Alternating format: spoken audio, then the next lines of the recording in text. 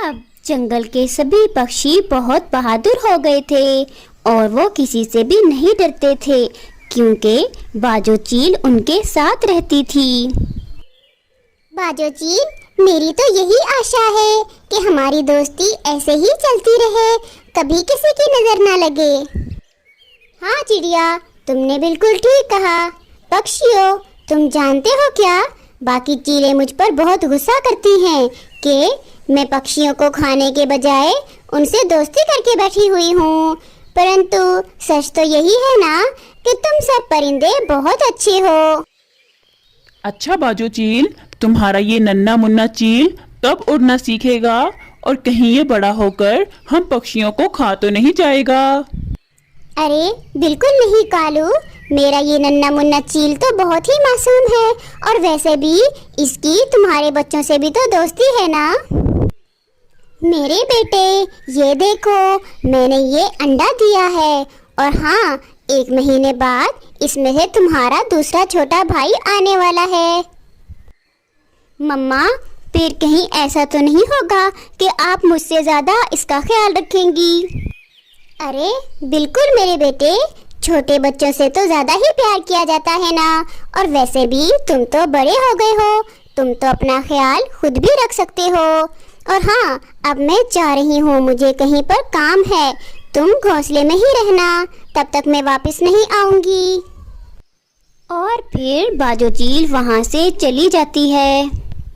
मुझे तो लगता है बस 1 महीने की ही बात है और उसके बाद मेरा ये छोटा भाई मुझसे मेरी सारी खुशियाँ छीन लेगा, क्योंकि मम्मा फिर इसका ही ख्याल रखेंगी और इसके ख्याल रखने के चक्कर में वो तो मुझे भूल ही जाएंगी।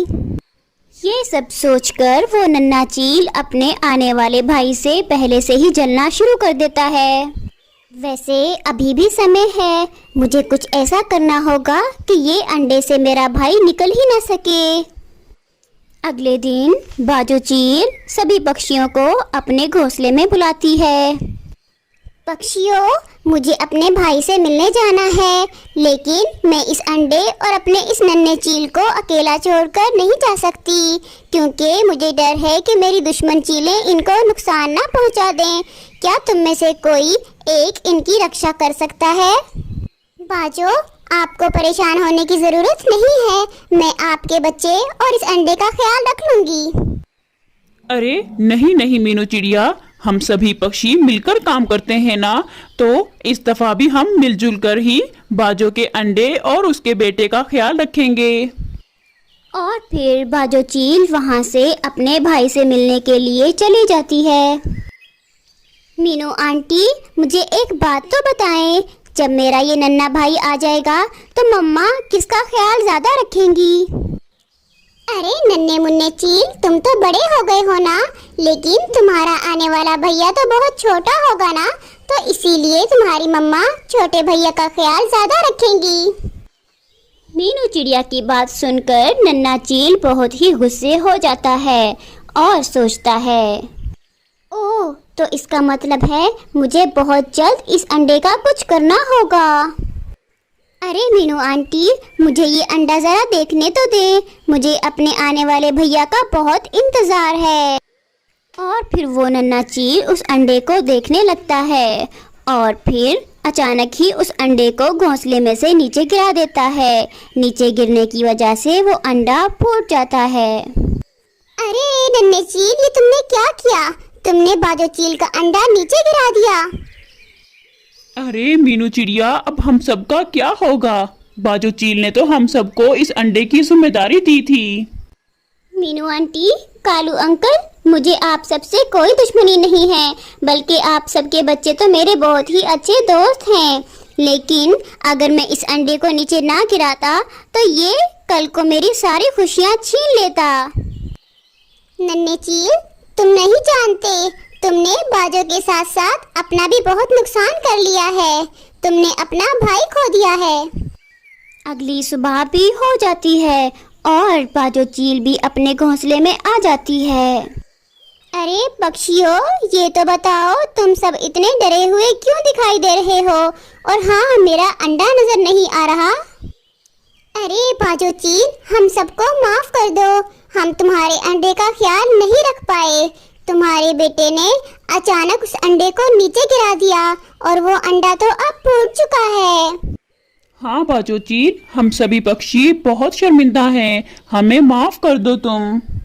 अरे रे मम्मा, ये सब झूठ बोल रहे हैं। मैं भला खुद ही उस अंडे को क्यों गिराऊंगा?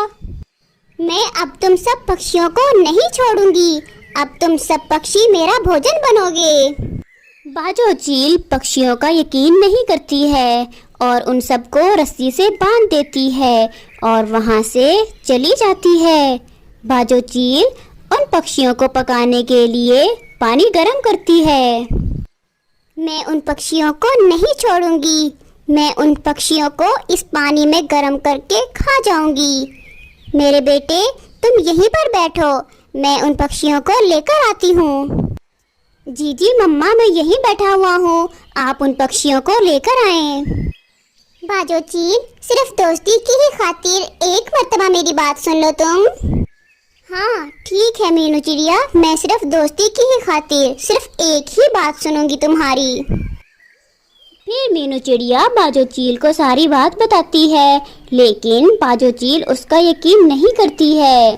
फिर मीनू चिड़िया उसको एक उपाय बताती है कि जिससे पता चल सके कि बाजो चील का अंडा घोंसले में से किसने गिराया था। ठीक है मीनू चिड़िया, मैं तुम्हारी बात को मानकर एक मर्तबा आजमाना चाहूंगी। बेटा, मुझे बहुत ज्यादा प्यास लगी हुई है, मैं अभी पानी पीकर आती हूँ। तुम इन सब पक्षियों का ध्यान रखना। ठीक है मम्मा, आप पानी पीने जाएं, मैं इन पर कड़ी नजर रखूंगा। ये पक्षी कहीं नहीं भाग सकते। मीनू चिड़िया, बस मेरी मम्मा पानी पीकर आने ही वाली है, फिर आप सब पक्षी मेरी मम्मा का भोजन बनने वाले हो। लेकिन नन्हे मुन्ने चील, तुम नहीं जानते, मैं तुम्हारे इरादे पहले से ही जानती थी। मैंने बाजो चील का अंडा अपने अंडे से बदल दिया था। तुम्हारा भाई तो अभी तक भी जिंदा है। अब बताओ क्या करोगे तुम? अरे मीनू चिड़िया, ये तुमने अच्छा नहीं किया, लेकिन कोई बात नहीं, मैं अभी जाकर उस अंडे को भी तोड़ देता हूँ। मैं अपने भाई को इस दुनिया में नहीं आने दूंगा। बाजो चील जो एक दरख्त पर छुपकर बैठी हुई थी, वो सारी बातें सुन लेती है। मैंने सारी बातें सुन ली हैं। मेरे नन्हे चील, ये तुमने क्या किया? अब तुम्हारी यही सजा है कि तुम मेरे साथ बिल्कुल नहीं रहोगे। मैं तुम्हें अपने घोंसले में नहीं रखूंगी। बाजो चील उन सब पक्षियों को आज़ाद कर देती है और वहाँ से चली जाती है और अकेले ही अपने घोंसले में रहने लग जाती है। दूसरी तरफ उसका बेटा अकेले ही जंगल में फिरता रहता है। अब उसको अपने किए पर बहुत शर्मिंदगी होती है, लेकिन अब क्या फ़ायदा हो सकता था, वो तो अपने पैरों पर खुद ही कुल्हाड़ी मार चुका था।